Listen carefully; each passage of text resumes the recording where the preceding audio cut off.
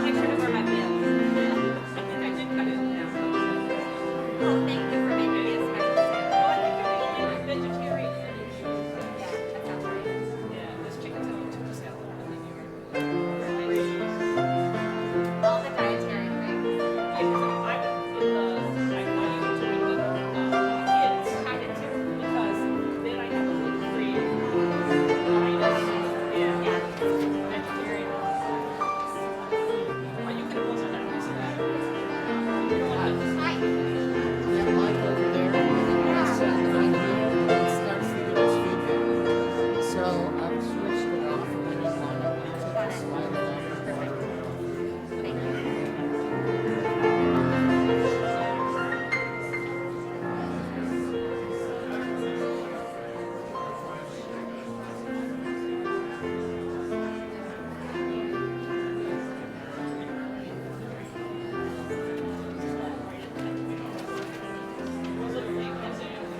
I know. It depends on if there's like 6 people walking in, I'll wait. But There's skating on the ice out there. right, they're dilly-dallying. I'm not waiting.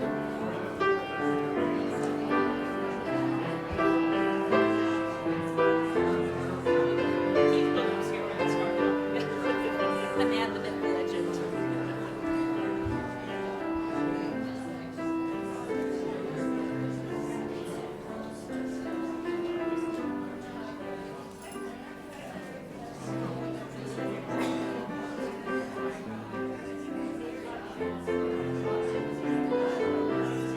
That'll get him in. That's your first thing to say. Blur them. We have to do 10 to 20. Oh no, George is there too. And that's a scary spot. I think they waxed the floors. They did not. They never showed up. It was Sunday.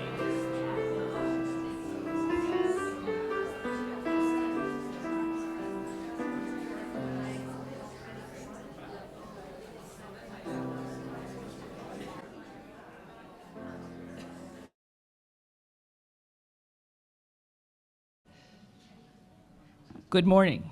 There we are. Good morning and welcome to Allen Avenue Unitarian Universalist Church in person and online worship. Whether today is your first time here or you've been coming for many years, we are so glad that you're with us. My name is Celeste Dickney and my pronouns are she, her, and I am a member of Buildings and Grounds. We are growing a community that transforms lives through the power of love. Our mission calls us to celebrate diversity, encourage spiritual growth, and promote social responsibility while we travel on and care for the earth. A special welcome to those at home who are joining us on Zoom today. If you are attending for the first time, please go to our website, A2U2.org, and fill out the welcome card so we may know more about you. Now I invite you all to take an opportunity to silence your cell phones so that we can be fully present to one another. After the service, grab a cup of coffee or tea or cocoa in the kitchen window and stay for conversation.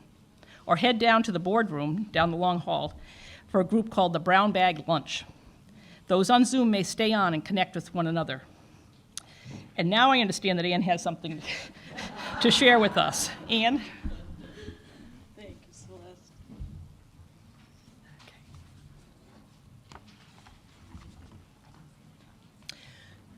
Good morning. Yeah, I'm Ann. My name is Ann Packard, and I am the president of the Board of Trustees. On behalf of the Ministerial Search Committee and the Board of Trustees, we have an update regarding the search for a developmental minister. We are very excited to share with you that we have a candidate. After several interviews and some tough, thoughtful questioning by the board and the search committee members, and following several lengthy, in-depth discussions, we have reached a decision. Reverend Tara Humphries has agreed to stay with us.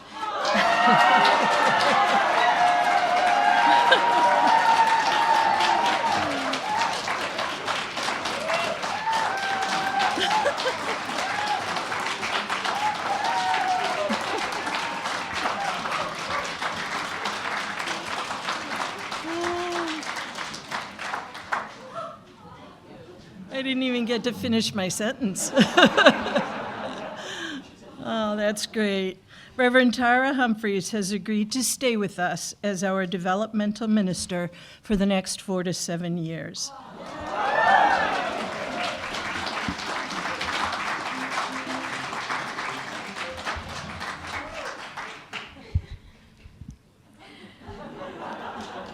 Many of you have asked over the past year, again and again, if I would or could stay on as your long-term minister, and I have been quite adamant that no, I would be leaving. And I really meant it.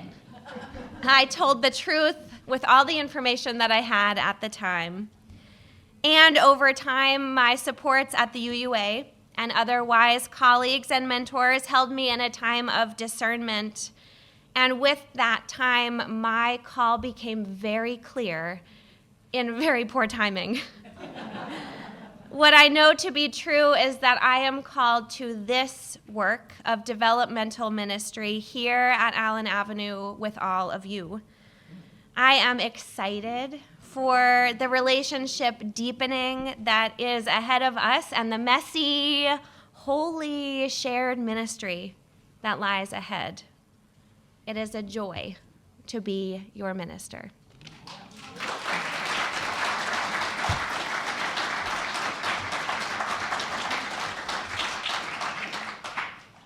And now let us center our hearts and our minds with the ringing of the chimes.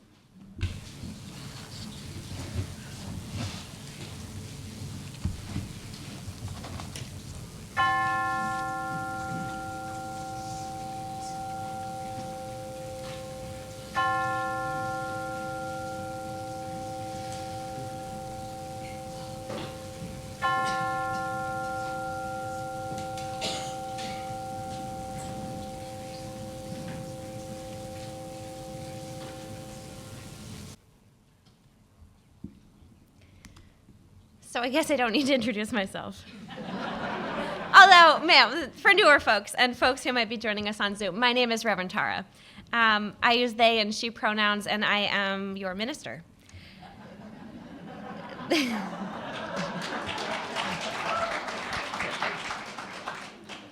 This morning is part 2 of building the beloved community. Last week, we revisited MLK's vision and reflected on how we might reimagine that vision for the time we are living through right now. Today, we'll explore what commitments we must make to realize such a vision here in this congregation and out in our larger communities and world. As you arrive and settle, I invite you to open yourselves to the here and the now. Take a breath. Feel the Spirit within, between, and among us. It is good to be together. Come and be welcome. You are joyfully called to worship.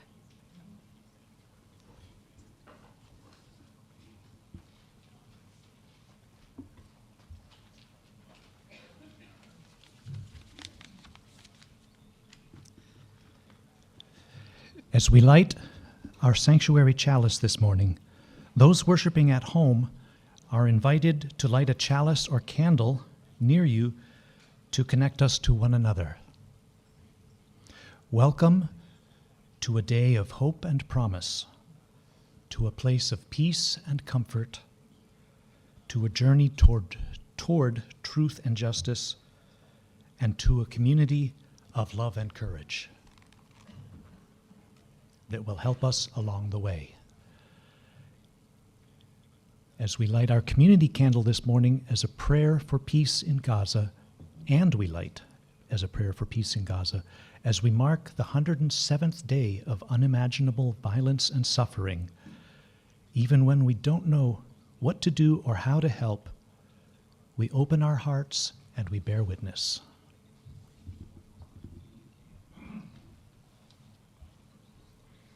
Our opening hymn this morning is number 122 in your gray hymnal and will also be up on the screen, Sound Over All Waters. Dale will play it through once, and then you are invited to rise in body or spirit as we join our voices in song.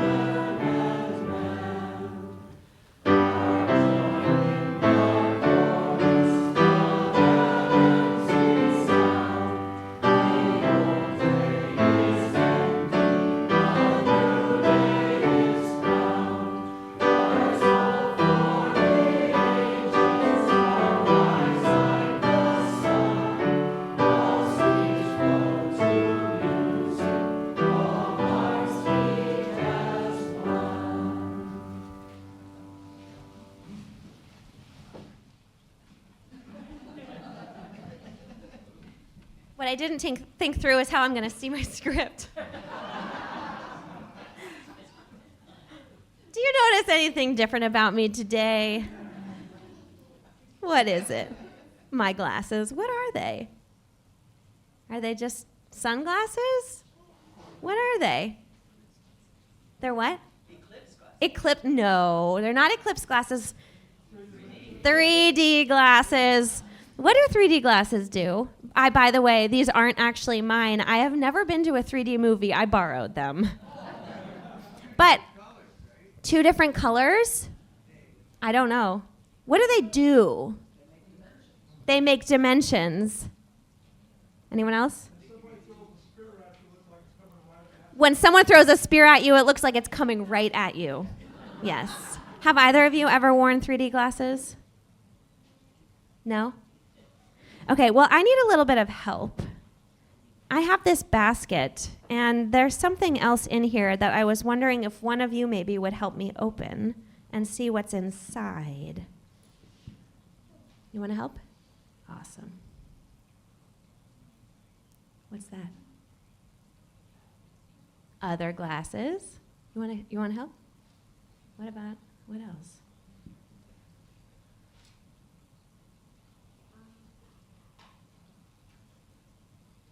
Other glasses? They do. Those are broken. Tara sat on them. So that's not part of the Time for All Ages. So what about those? Those are just regular sunglasses. That's right. So I need 3 volunteers to come up and try on some glasses. Either of you are welcome to. You're also welcome to borrow these so I can see. No, you don't want to. I need some volunteers to put on some glasses up here. There are 4 pairs of glasses. One pair is broken. Emily, thanks for taking one for the team. You look great. So we're going to do a little experiment here. I've got this camel. Do you remember this camel from Christmas? Yeah, they're adorable. So I'm curious what color this camel looks like to you. A little orangey, maybe? A little orange. How about you? Brown. How about you? Kind of purple. You can't see, you've got readers on. 1.25 readers, okay? So a little blurry. Yeah, you don't actually, if it's going to give you a headache, you... So, switch glasses. Everybody switch. Trade with a friend. But they were fancy till I sat on them and they broke. What color now? It is orange. It's much darker, yeah. Much darker. Brown camel, so you can maybe see better. It's cute. It's cute. So we all have different lenses through which we see the world, right? There are also people who use other ways of seeing and sensing the world that aren't their eyes, and we know that to be true. So this is just an example of one of the ways. What's another way that people see and sense the world and might know that this is a camel? By touch. Or smell. You want to give a sniff? It's a camel. What else? What else? It's a quiet camel. Listening. We should not get, thank you. We're not going to get into taste. So you may take your glasses off unless you'd like to keep wearing them and put them back in the basket. Thank you very much. So some of what we talk about when we talk about the beloved community is culture, right? Is thinking about the ways in which we experience the world differently from other people depending on the cultures that we're from, and also the way that we can choose with our behavior and with our love and with our covenants and all the things that we do when we're together to create a culture and change a culture. And that's part of the work of building community and being church. So what are some ways that we build and change culture? Anyone?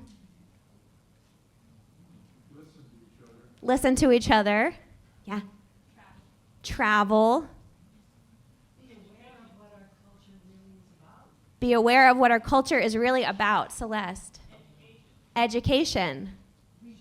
Read books. Music. Food. Circle dinners. Exposure. Yes. And did I see another hand? No. So one of the things that's interesting too is that I asked all these folks to switch glasses, and so they were literally able to see what the other person was seeing.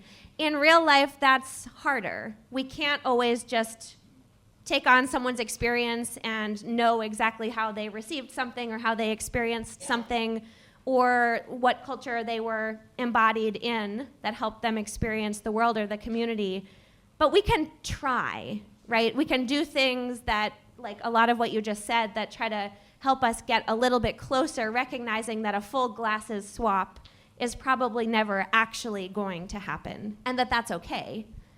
So as we continue this morning, I invite you to just keep your mind, your heart, your spirit open to realizing that part of building community is recognizing, naming, and creating culture. And our young people in RE today are going to be building their own kind of beloved community fort, which we talked about last week. And part of doing that is building their own beloved community culture. So we're not going to do the lamplighter today because they're going outside, but we will sing Carry the Flame, we'll sing them out.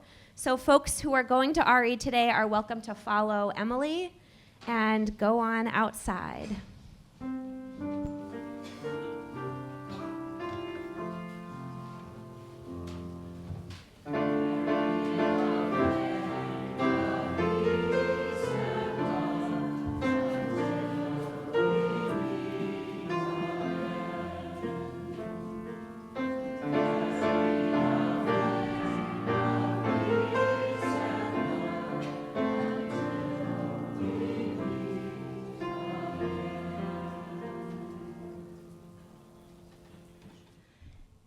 We are a freely gathered, open, and welcoming faith community, sponsored by your contributions. Each week, 1/3 of our offering is donated to a nonprofit organization whose mission aligns with our Unitarian Universalist values. This month's Share the Plate recipient is Maine Adaptive Sports and Recreation. They provide year-round education and training for individuals with disabilities to develop skills, enhance independence, and provide enjoyment through active recreation. You can find more information about this in your order of service. Donations can be made now as the basket is passed, through the donate button on our website, or if you are a member, on Breeze. If you are giving through Breeze, please note if your donation is your pledge or a gift to the Share the Plate. If you are visiting for the first time this morning, please know that your presence is your gift to us. At this time, the offering will be collected and gratefully received.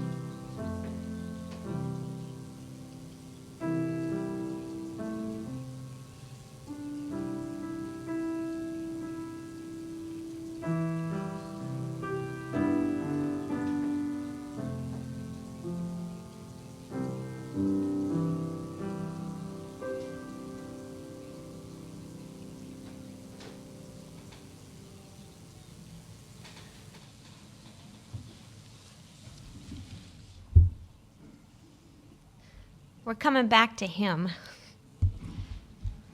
Same book as last week, because sometimes diving deep is good. Our reading comes from A More Perfect Union, a new vision for building the beloved community by Reverend Adam Russell Taylor. I'll leave this out after worship in case any of you want to check it out.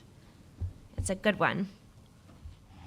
So Adam Russell Taylor writes, in the Sermon on the Mount, Jesus offers a set of timeless and countercultural values and commitments known as the Beatitudes that call on his followers to be salt and light for the rest of the world. The Beatitudes come from the Christian tradition, but they resonate with teachings from other faith traditions as well. Each Beatitude starts with the words, "Blessed are, such as blessed are the meek, blessed are the poor in spirit, and so on. In other words, as a result of living out these core values, we will be blessed and we will bless others. In a similar fashion, there are Beatitudes central to building the beloved community. Together, they form a more holistic vision of what a preferred future for the nation and world would look like if the beloved community became our core operating system. We are in what feels like a kairos time, a propitious moment for decision or action that opens the door to transformation or change. Kairos moments often begin with a widespread awakening, which opens the door to a deeper reckoning with long-standing, entrenched injustices. The challenge and opportunity in front of us is to catalyze often disconnected and small-scale efforts into stronger movements and generate what Malcolm Gladwell famously calls a tipping point in public opinion, personal behavior, community practice, and ultimately public policy. But building the beloved community is as much about the journey as about a destination and a preferred future. Let's journey into that future, that destination together.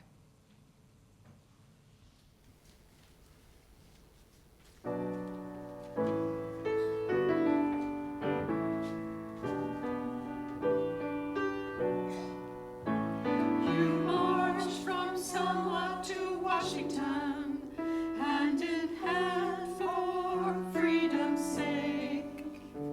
With faith in God and holy laws, a sleeping nation yet to wake.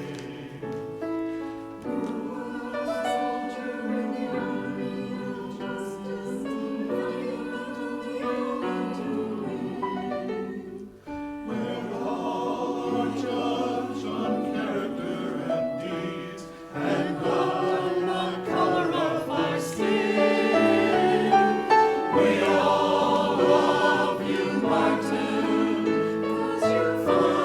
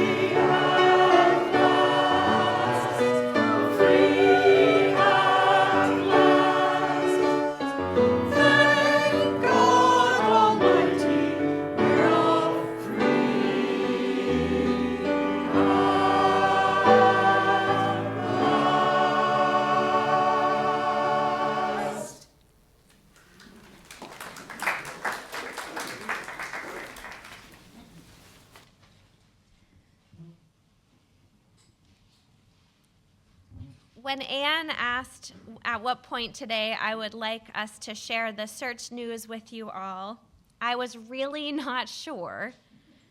If we told you at the beginning, you might not focus on the sermon.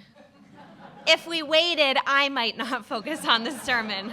So here we are at the sermon. Yes, and it's fitting, actually. It's fitting to reflect together on the commitments we must make in order to realize a reimagined version of MLK's vision of the beloved community as we also process together the news that our shared ministry here in this place will continue for years into the future. And I'm glad that in introducing his 7 commitments for bringing about the beloved community, Adam Russell Taylor made reference to Kairos time. In ancient Greece, there were believed to be 2 different types of time, Chronos and Kairos. McKinley Valentine writes that Chronos, which we still use in words like chronological and anachronism, refers to clock time, time that can be measured, seconds, minutes, hours, and years. Where Chronos is quantitative, she continues, Kairos is qualitative. It measures moments like in the Rent song, not seconds. Further, it refers to the right moment, the opportune moment. I believe that we are in a Kairos moment, both in this country and in this particular faith community. A propitious moment, to quote our reading, for decision or action that opens the door to transformational change. Often beginning with widespread awakening, which opens the door to a deeper reckoning with long-standing entrenched patterns, a challenge and an opportunity to catalyze smaller efforts into a stronger movement and generate a tipping point. One of the reasons I have been so adamant about departing this congregation after 2 years is because of my belief in your potential to do hard work, transform, and soar. I have felt that you would be best served by someone with more experience and knowledge than I have. I'm still new. So what changed? I'm the same. Exactly the same. In some ways, I was thinking about all of this from a Chronos mindset. I was thinking about my own ministry, my tools, your needs, and the work ahead quantitatively in terms of years and skills and frameworks and numbers. And you were persistent in checking to see if I had changed my mind. And I'm sorry to say that it was neither your consistent double-checking about my plans or my mind changing that resulted in my applying for this position at A2U2. What happened was a change of heart, more of a Holy Spirit moment. Over the course of a number of conversations with colleagues, with myself, with your board, with my own higher power, my perspective changed to one of a Kairos time, a right moment, an opportune moment, an opening to transformational change. We are living and ministering together through such a moment right now. And our work together is not finished. That became clear. While I might not have the fancy tips, tricks, tools, and frameworks that a seasoned minister or one with years of transitional experience has, I think we might be in the kind of transformational moment that calls for Kairos quality experimentation, the kind of change work that only comes out of relationships built on trust and mutual respect. The kind of change work I believe you can only really do from a place of love. And friends, we have those things here between us: trust, mutual respect, and deep love. We've done some hard work together so far. There have been some tough conversations and disagreements. I have been frustrated at times. So have some of you. And we'll do more hard work together as a congregation, as committees, as a board. And we'll have more hard conversations, and we will make mistakes. And I'll probably piss you off, and you'll definitely piss me off. But that is the work. That is the work. That is what building the beloved community looks like. This is what building the beloved community looks like. So let's go back to those 7 commitments. Adam Russell Taylor shared with us these beatitudes of the beloved community, countercultural and timeless commitments. I'm going to read through them, and as I do, I invite you to just receive them. Take a moment to reflect on where in your life, your faith or your highest values might be calling you to offer these blessings to the community or to the wider world. Number 1 is the Imago Dei imperative. In Latin, the Imago Dei means the image of God. The Imago Dei is a theological concept, meaning that of the divine, whatever we understand that to be, is reflected in each and every one of us. It's reflected in the first of our current 7 principles, the inherent worth and dignity of every person, no matter what. Number 2, radical welcome. In our country, we have 2 contradicting symbols, the Statue of Liberty and the southern border wall, an embodiment of the nature of how we as Americans treat the other.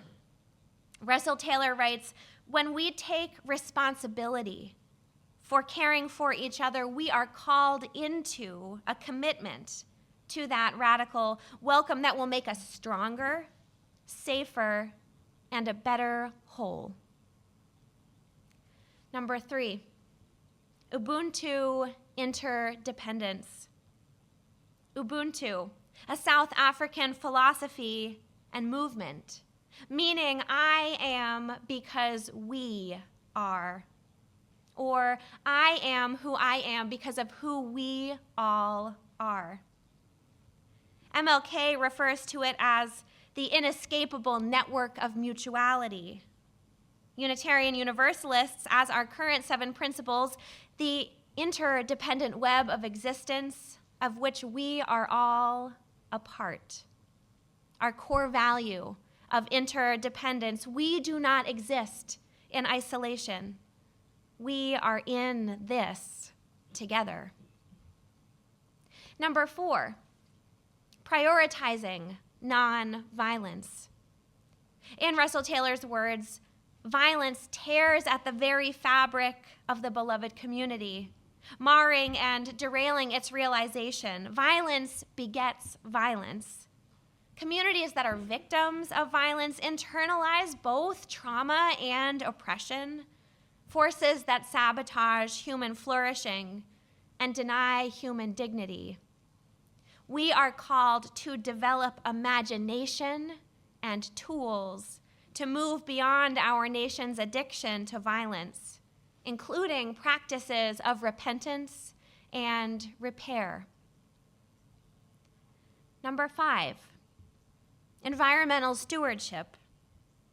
This one names what is simple yet very complicated, which is that without a healthy planet, there are no healthy communities. We are called to a narrative of shared, responsible stewardship and to invest in the things that support abundant life. 6, dignity for all. Back to our first principle, the inherent worth and dignity of every person. Inherent as in not reliant on what you do or don't do, but a fundamental quality of your very existence. Put simply, by Russell Taylor, a sacred obligation to leave no one behind. And 7, revitalizing and reinventing democracy. One of our core values as Unitarian Universalists, Russell Taylor articulates this commitment as ensuring that the most vulnerable have a voice in the decisions that affect their lives. Those are them. This is the work to which we must commit our brain power, our resources, our time, our hearts, and our spirits.